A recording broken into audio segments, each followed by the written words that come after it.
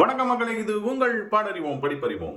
பொதுவாக இந்த ஒரு வட்டார வழக்கில் நம்ம பேசுகிறப்ப ஏதாவது ஒரு பாடலை கேட்குறப்போ இந்த பாட்டு ஒரு காலத்தில் அந்த கலக்கு கலக்கிச்சுப்பா, அந்த வருஷம் முழுக்க இந்த பாட்டு தான் பாடிக்கிட்டு இருந்தாங்க எல்லாரும் அப்படின்னு சொல்லுவாங்க. சில பாடல்கள் இன்னி வரைக்குமே அந்த ஒரு பெயரை பெற்றிருக்கக்கூடிய பாடல்களாக இருக்கும்.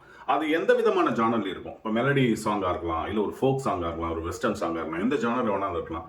ஒரு கலக்கு கலக்கிச்சு ஒரு காலகட்டத்தில் அப்படின்னு சொல்லுவாங்க. அந்த மாதிரி ஒரு எனர்ஜெட்டிக் வைப்ரண்டான சாங் நான் பார்க்க போறோம். 2003ஆம் ஆண்டு வெளிவந்த திருடா திருடி திரைப்படத்திலிருந்து வந்த மன்மதராசா மன்மதராசா அப்படிங்கிற ஒரு துள்ளல் சாங் பார்க்க போறோம்.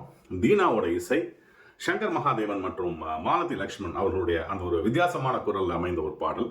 பட்டி தொட்டி எல்லாம் கலக்கிய பாடல்கள். அதாவது அந்த என்ன விசில் அடிச்சான் குஞ்சுகள் அப்படின்னு சொல்லுவாங்க இல்லையா, அந்த ரசிகர் கூட்டம், அந்த இளவட்டங்கள், அதெல்லாம் அப்படியே துள்ளி குதிக்க வைத்த திரைப்படம். அவங்கள மட்டும் இல்லை, பொதுவாக கேட்குறவங்க எல்லாருக்குமே அந்த ஒரு வைப் கிரியேட் ஆச்சு. இந்த பாட்டோட அந்த பீட்ஸாக இருக்கட்டும், இல்லை அவங்களோட வாய்ஸாக இருக்கட்டும். சரி, படத்தை பற்றி பேசிட்டு அப்புறம் பாடல் பற்றி வரலாம். இந்த படம் திருடா திருடி தனுஷ் நடித்த 3வது திரைப்படம். அதாவது அவர் குடும்பத்திலேருந்து யாரும் ஹெல்ப் பண்ணாமல், தயாரிக்காமல், இயக்காமல், அப்படியே செல்வராகவனோ இல்லை கஸ்தூரி ராஜாவோ இல்லாமல் அவர் நடித்த இந்த திரைப்படம் திருடா திருடி. ஜெயா சிங் அவருடைய முதல் திரைப்படம். அவங்க தான் ஹீரோயின். கிருஷ்ணகாந்த் அவர் தான் அந்த படத்தை தயாரித்திருந்தார்.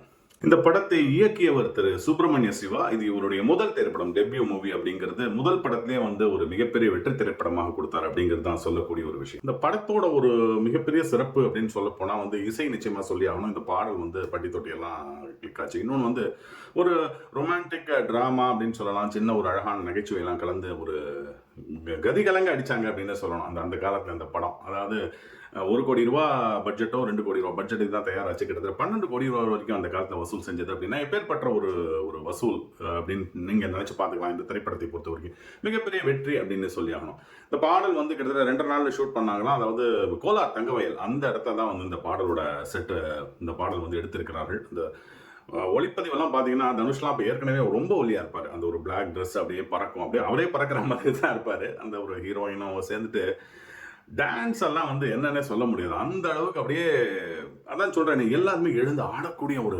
மிகப்பெரிய ஒரு பாடலாக தான் இது அமைந்தது. இந்த படம் தெலுங்குலையும் எடுத்தாங்க, அப்புறம் கன்னடத்தில் கூட திருப்பி இந்த படத்தை ரீமேக் பண்ணினாங்க. அந்த அளவுக்கு ஒரு ஹிட்டான திரைப்படம். சங்கர் மகாதேவனோட வாய்ஸை பற்றி எல்லாருக்குமே தெரியும். அதாவது அது ஒரு போதையும் இருக்கும், ஒரு கம்பீரமும் இருக்கும், ஒரு குழையும் இருக்கும். அது எல்லாம் சேர்ந்து கலந்து கட்டி அடிச்சாரு.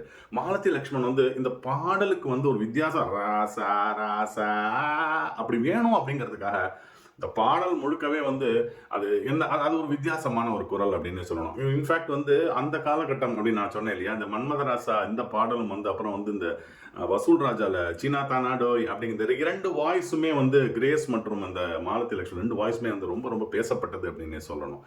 திருடா திருடி அப்படிங்கிறது இந்த பாடலுக்கு மிகவும் ஒரு ஃபேமஸான படம். பாடறிவும் படிப்பறிவும் மெலடியை தாண்டி இந்த பாட்டு இவ்வளோ ஃபாஸ்ட் பீட்டாக சொல்லித்தரோம் அப்படின்னா நிச்சயமாக ஒரு நூதன முயற்சி அப்படின்னு தான் சொல்லணும். இது எல்லாருமே பாடணும் அப்படின்னு ஆசைப்படக்கூடிய ஒரு பாடல் தான், கற்றுக்கக்கூடிய ஒரு அருமையான பாடல் தான் இது. கடவுள் அமைத்த மேடை.